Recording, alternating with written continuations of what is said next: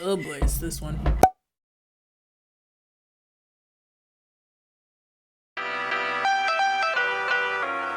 Hi. Hello, it's Kendall here. If you're new around here, welcome. If you're not new around here, what is up, home skillet biscuit? I usually say happy Saturday. I guess that's what you can call it because we doing this one. And Saturdays are when I do something called Bad Movies in a Beat, the series on my channel where I talk about bad movies while putting my makeup on. Last week we talked about every anti-Semitic's wet dream when we talked about tastefully, and I mean that sarcastically, offensive Jewtopia. Don't worry, it's just as awful as it sounds. But if you haven't checked out that video or any of the other videos in this series, you can check that out up above, or you can check it out in the Bad Movies in a Beat playlist. We got hella videos. We're going strong, baby. I say that, but I'm losing my steam this week because this week's film, y'all have been wanting me to watch this damn film. Oh, I didn't want to watch it. And I was right. I knew I shouldn't watch this film because it's gonna drain me and it's gonna make me angry. Just slapping me in the face with the proverbial balls of disappointment. What? Sorry. Oh, quarantine is getting to me. Today, we are looking at the very much requested, much asked for, much avoided film. That is 2010's The Last Airbender. I've been requested to see this movie so many times, especially since I watched Death Note, the Netflix debacle. Everyone was like, oh, this is giving me a lot of like The Last Airbender vibes. Like the rage that you feel as a person that really enjoyed the original show. I can guarantee you will feel that and more with The Last Airbender. And much like Death Note, I actively avoided watching The Last Airbender. Even longer. I did not realize this movie is now 10 years old. I was like, wow, time flies, doesn't it? For those of you that have never heard of The Last Airbender, you probably have also never heard of Avatar: The Last Airbender, which is a show that was so popular and so influential. Really broke a lot of barriers in regards to like children's content and children's entertainment. It was a Nickelodeon show. It came out, if I'm not mistaken, around 2005-ish. I remember being in that area, like middle school-ish. It was somehow simultaneously incredibly complex, but also still age appropriate. Such good storytelling. It was funny. There was a lot of layers to it. It was just a really good show regardless of how old you were watching it. Granted, I haven't seen it in years and I'll get to why that's kind of important in a second, but from what I remember, it was incredible. It's focused on these 4 nations that are each represented by a core element. Water, fire, air, what's left? Earth. Each nation has predominantly one of those elements, right? However, everything changed in the Fire Nation. Basically, the Fire Nation decides to wage war to expand their empire. The only person that can kind of keep order is the Avatar, and there's been, different ones over the years, and there tends to be one Avatar per generation, if I remember correctly. The thing that keeps them particularly powerful or gives them the ability to be this mediator is that they're able to control all 4 elements, and they're the only person that's able to control all 4 elements. However, when the Fire Nation attacked, the person that was supposed to be the Avatar was actually a young boy named Aang. I'll get to why I said that so aggressively in a minute. Who actually feared the responsibility and ran away, locking himself in a suspended glacier kind of thing, and he stayed inside of there for 100 years as the Fire Nation kind of wreaked havoc. Benders, that's the name, the people that can do each element: water benders, air benders, fire benders, what have you. So all the wind and air people are gone except him. If all of those people are gone, there's no Avatar until he's discovered in this block of ice by 2 unsuspecting teens named Sokka and Katara. They discover the boy that will be able to be the Avatar. But the problem is because he locked himself into this glacier when he was so young, he didn't get a chance to master all the elements. So now the series kind of focuses on him mastering the elements in an effort to be strong enough to reel in the Fire Nation. Amongst other things, there's a lot going on, but that's the core idea. There's 3 seasons, each of which are complex and intertwining. There's characters you grow to love, characters you grow to hate, characters that you have very complicated relationships with. I'm looking at you, Zuko. Kind of had a Zuko kink, not gonna lie. Wow. Started young.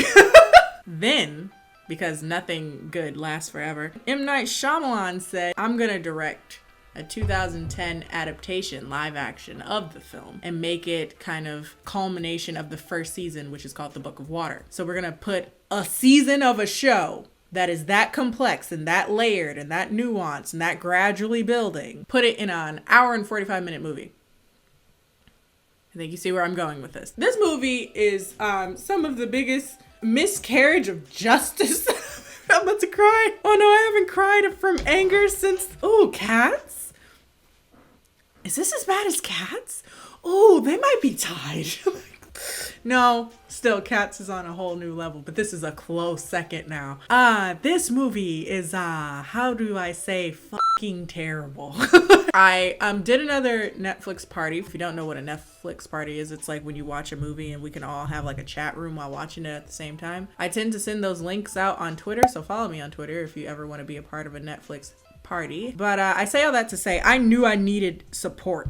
I knew I would need support for this film. And sometimes the hardest part is knowing how to ask for help. It helped, but holy Christ. Before I get started on everything wrong with this movie, or the general problems that are wrong with this movie, because if I did everything wrong with this movie, we would never end this. We do better just watching the movie, because every frame, it seems like something is just like, what? I do need to be fully transparent in the sense that I have not seen the original Avatar in, years. A long ass time. So long that I've forgotten some of the more like nuanced things. I remember the core story, but like some little things I have forgotten. And part of me was like, oh, maybe I should just watch the first season over again before I watch this movie to kind of remind myself. And then I thought about it. A good adaptation should be able to stand alone without knowing the original story at all. If it's a good adaptation, I should, in theory, be able to enjoy the movie regardless, right? Girl, this movie is like your first day of freshman year chemistry in college. Like you thought you knew what you were gonna be doing. And then you get there and you're like, were we all supposed to know this? To put this bluntly, if I had never seen the original Avatar, I wouldn't know what the hell is going on. And having had seen it, I still didn't really know what the hell was going on. I'm sorry, I'm just sitting here angry because I knew this movie was gonna be garbage. You know why? The reason I never saw this movie, you want to know why? Because I never really read the reviews. I knew it was gonna be trash. No one needed to tell me it was trash. I knew it. I can smell garbage from a mile away. I knew it was gonna be trash because I remember looking at the commercials and I saw who they were picking for Sokka. I don't know who the hell Sokka is. And Sokka's played by Jasper from Twilight. But more importantly, in the words of Karen, why are you white? Why are they white? Why is Aang white? Then I watched the movie and realized, oh, it's not just whitewashing that's the issue here. Everything is completely and utterly offensive in every way. And oh my God. I feel like someone can tell right now that I'm stalling, and it's true, I am stalling. If you've seen other episodes of Bad Movies in a Beat, I tend to go scene by scene generally, and I'm not gonna do that for this film just because what's the point? Like, I'm so defeated by this movie. And the reason why I say that is that, girl, if you've seen the movie, especially if you were watching it with me, we were all at the same time like, I'm so confused. Like, what is happening? The whole movie is some of the worst pacing I've ever seen in film. It both over-explains but explains nothing. Oh damn, it's an experience. It's horribly paced and unintelligible and so hard to follow even if you're familiar with the show. So I don't really logistically know how I could do that. And two, probably more honestly, I don't want to watch it again. I tend to watch these movies more than once to do these videos. And at the end of that, when I said once is plenty. So instead of sitting through the movie and like painstakingly talking about everything wrong with it, because there's genuinely so much, I figure, hey, let's do a point-by-point breakdown of general points of contingency. Does that sound fun? Does that sound like a fun time for you guys? A debriefing? Let's go. Welcome to my TED Talk. Spoiler alert, when in doubt, the answer is probably M. Night Shyamalan. Number one, it's Whitewash, despite being directed by M. Night Shyamalan, an Indian American man. This one has to be first, and this one has to be loudest. Because what the hell, man? Of all the issues I have with this movie, this is certainly the one that's most downright blood boiling. Immensely offensive and completely unnecessary whitewashing. One of the most Asian ass shows I've ever seen in my life. And yet, somehow, despite the whole show being about Asian folklore and Asian people, an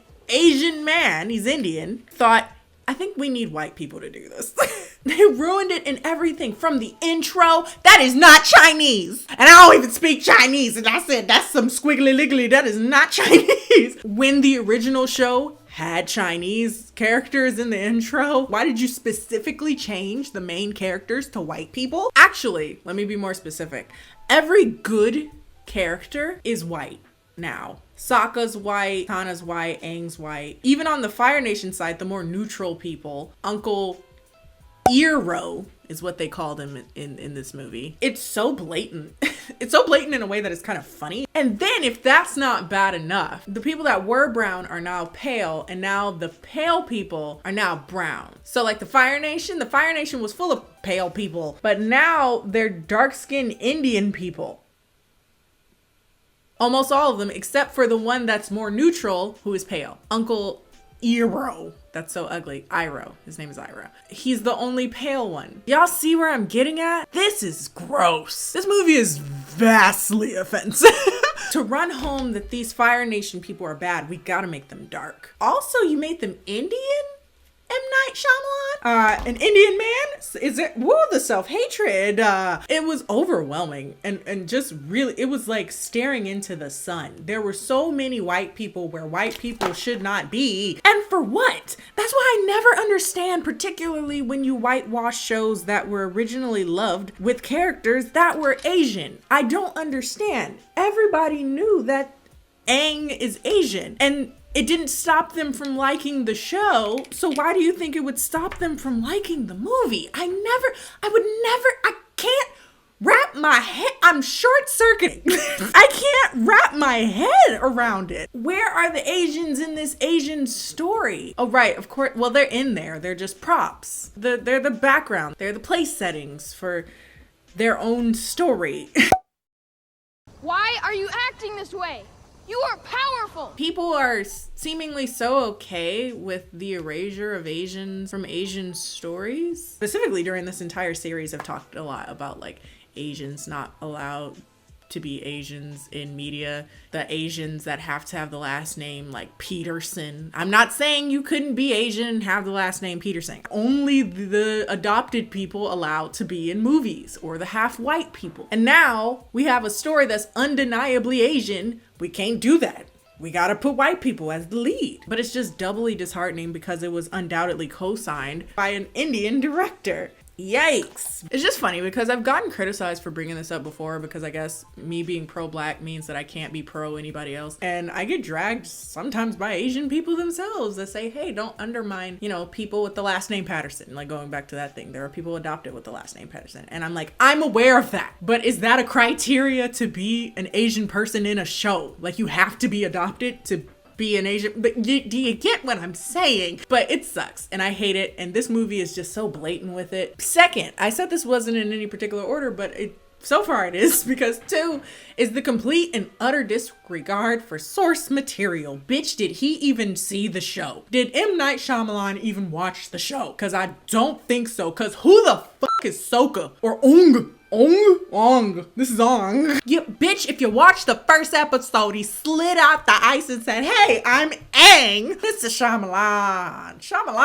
Uncle Shami. What the hell, man? It's again downright disrespectful. The whole film screams, I didn't read the book, but I wrote this essay with spark notes. Like, I get the gist of the story, but I actually don't know anything like style, tonality, pacing, character development in any sense, word choice, visuals. Like, he knows nothing of those things, and it's so apparent to the point that it's just like, why even make the movie? There's so much. I've never seen a movie do this to this extent, where they explain every damn thing. The Fire Lord has banished his son, the Prince, and renounced his love of him, and will not let him return to the throne unless he finds the Avatar. As if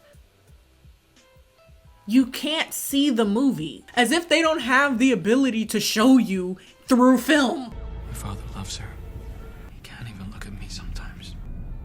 He says I'm like my mother. It's so lazy. Instead of showing me or allowing the audience to reach that conclusion because we're not freaking stupid, you actually make it more difficult to follow the story. I gotta explain this backstory that has nothing to do with anything. And I gotta explain this, but they spent like a hot ass 3 minutes explaining the life of this one girl that's just gonna die. We didn't need to know her life, bro. There's so much that we just did not need to know, or we could have figured that out if you wrote this better. I think the best word to describe this movie is negligent. As if it was never taken seriously from the jump. 3, the movie is just plain ugly to look at. Shout outs to whoever did set design, because there are scenes, or like stills at least, that are very beautiful to look at. And I feel so bad for those people in particular that had to devote their expertise to this foolishness. The movie in motion is just freaking hideous in some scenes. It's like there's camera work that's just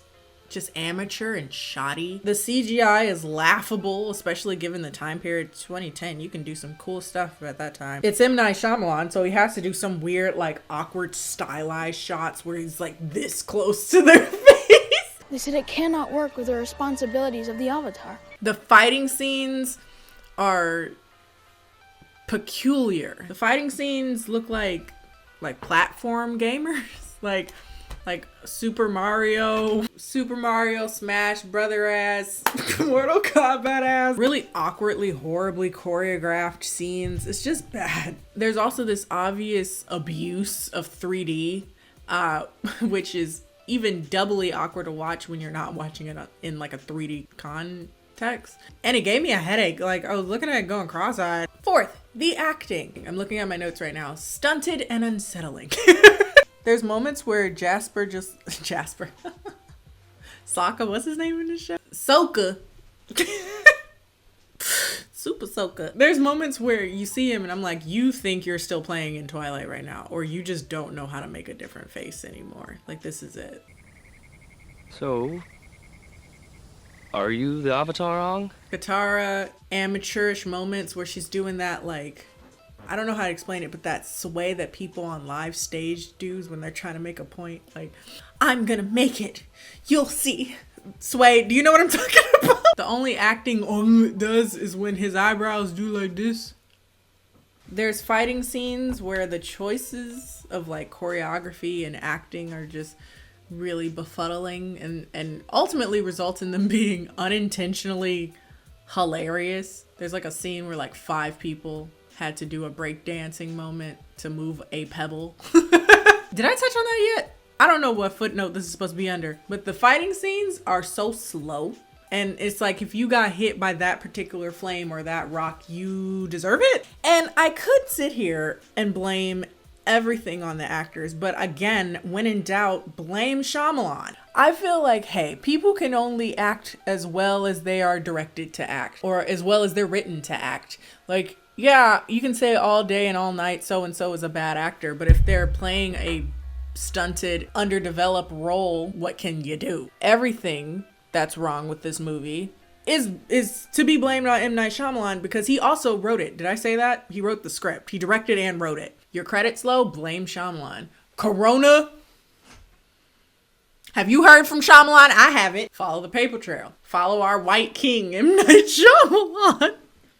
Sorry, that's so funny. Oh my god. Speaking of everything being M. Night Shyamalan's fault, it leads me to my next point, which is this movie is just tonally weird. Again, I don't remember a lot of like specifics of Avatar, but I do remember it being really funny. The Ba Sing Se thing cracks me up to this day. There are no bad movies in Ba Sing Se. Well, Avatar was very serious. There would be moments that were very dramatic, very heart-wrenching, but there was still like a hefty amount of comedy to keep it light and entertaining for younger audiences. There was still a good balance, right? And more importantly, that comedy also allowed us to have something more to connect the characters to. Fun times that we as an audience would remember, as well as the hardships of, you know, going through this war. We followed these characters together and then ultimately kind of saw those things have their consequences, and we reacted as an audience accordingly. There's no comedy in this movie, and because there's just so much poorly developed drama, I don't feel a damn thing for anybody at any point, at any time. The chick with the white hair died. Who cares? I don't. Do you? Who is that bitch? I don't know. And then I realized I don't think M. Night Shyamalan has ever done a funny movie. M. Night Shyamalan doesn't strike me as a particularly funny dude. He tries though, and that actually makes it worse because there's these moments where you can tell he was like, oh, that's funny, right? That's funny. Yeah.